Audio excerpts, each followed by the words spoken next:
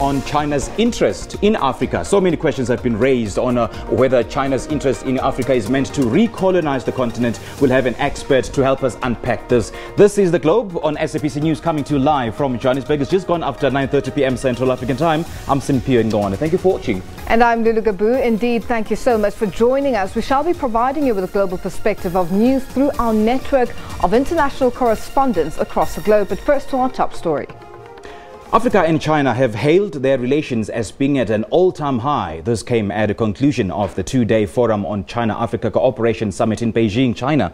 President Ramaphosa and his Chinese counterpart Xi Jinping co-chaired the FOCAC meeting, which committed to further strengthen relations. Handing over the baton to Senegal, a happy man.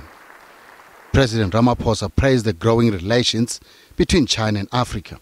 We have announced today new measures of cooperation that directly address Africa's needs and that will produce tangible benefits for the people on the African continent. We were pleased to learn that all of the $60 billion that were pledged by President Xi in 2015 has been allocated to projects, and many key projects have been completed, and a number are in the process of being completed as well. Giving credence to the notion that FOCAC is an action-oriented type of partnership between Africa and China. We sincerely thank President Xi and the Chinese government for availing funds to assist Africa in critical identified areas such as infrastructure development, industrialization, the oceans economy, science and technology, health and education, and skills acquisition. We further agreed that the fruitful partnership between our governments should extend also between relations amongst our citizens in all spheres of life, meaning that we need to encourage the people-to-people type of contact between the peoples of China and the peoples of Africa. As for the host, this is the beginning of what says will be a long-term friendship. While conducting cooperation with Africa, all parties of the international community need to respect the sovereignty of African countries, listen to Africa's voice, take Africa's stance seriously, and deliver on the promises made to Africa. Senegal will now have the responsibility to lead on behalf of Africa. Over the course of the past 18 years, we have made significant progress in our efforts to increase mutual understanding, strengthen our political relations, and strengthen our economic cooperation. Our efforts have paid off greatly. China-Africa relations have entered a golden age. China and Africa trust each other. Our relations continue to move forward. It is because our relations is based on a sincere friendship in the struggle for the decolonization of our countries, and is based on the principle of equality, mutual respect, and mutual benefit. The next FOCAC summit will be held in Senegal in 3 years' time. The Executive Chief Economist at Alexander Forbes, Isaah Mhlanga, is on Skype to wrap the Africa-China Summit for us. A very good evening to you, Mr. Mhlanga. Thank you so much for joining us. Now, what do you see as the pinnacle of this Africa-China Summit this time around? I mean, looking back to 2000 when it was first launched. I think, look, if you look at where the economy is currently, that means that we need a lot of funds commitment from everybody that can provide them. And the China-Africa Summit comes at the right time when we have this global rejection of multilateralism from the US, which means China has an opportunity to form a new partnership with Africa. Africa as well opportunity that they need or that we need to solidify to actually get the investment that we need to kickstart our economies. Well, perhaps one of the more crucial issues that need clarity is the fact that China's interest and investment and support towards the African continent is a new form of colonialism. Well, we've heard the co-chair, President Cyril Ramaphosa, saying it's definitely not colonialism, but is it really? No, I think they say money talks, money walks. So whoever has the funds to provide investment that can boost economies have a way to actually dictate on how the investments are going to be, carried forward, or what's the focus of investments. But it's not, I wouldn't say it's a new way of colonialism that is coming to Africa. You see the type of investment that are made.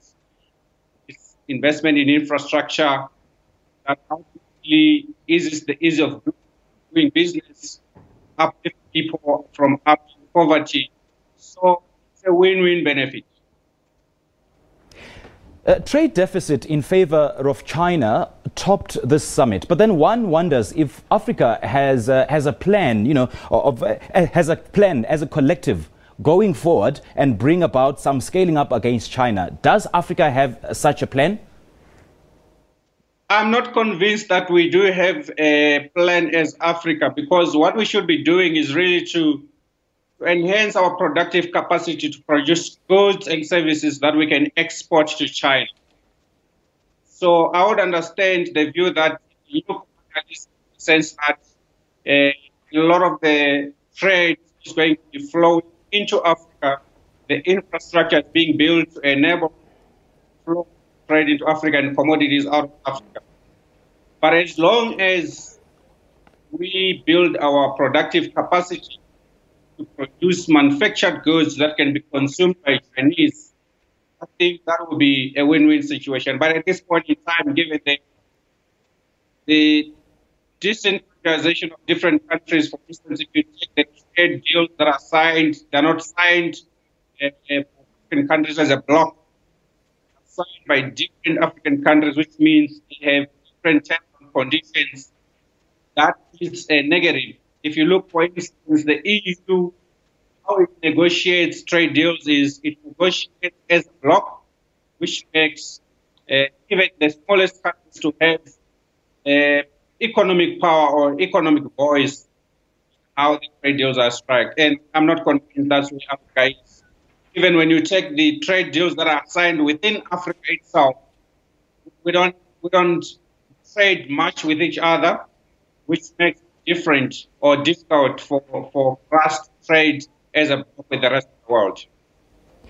I would like you to indulge us, if you can, on how the China-Africa trade relations affects our relations with the other superpowers in the medium to long term. I mean, some Western media outlets have been insinuating that China's interest and ultimately the support towards the continent is calculated to set up the African continent against the Western powers. Is this the case, though?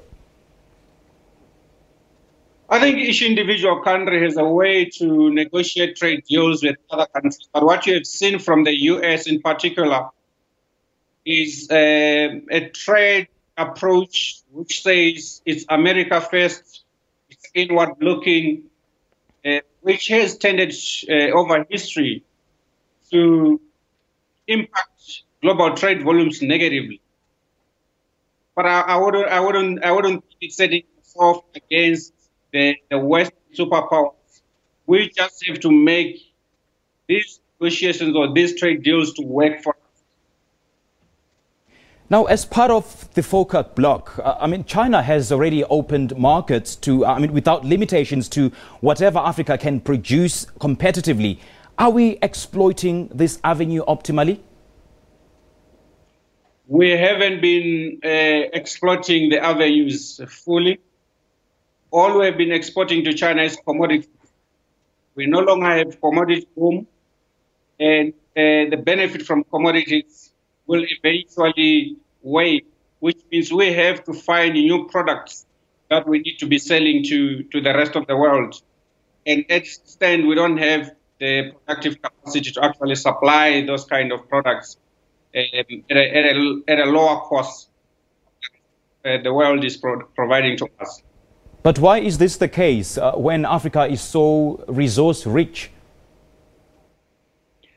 I think it's a lack of planning on our part, but it's also a lack of imagination of what kind of economy we can be. We are not capitalizing on the new industrial revolution. All we've been doing is to consume without producing enough. I think if you were to look at the trade deficits from different African countries, you would actually see where the gaps are in manufactured products. Those are the things that we need to be producing. But we also have constraints such as skills which are needed in actually boosting that productive capacity. Until we fix the skills constraint, it doesn't really matter what we do. We're just not going to have enough capacity to produce them. So we'll remain lagging behind the rest of the world.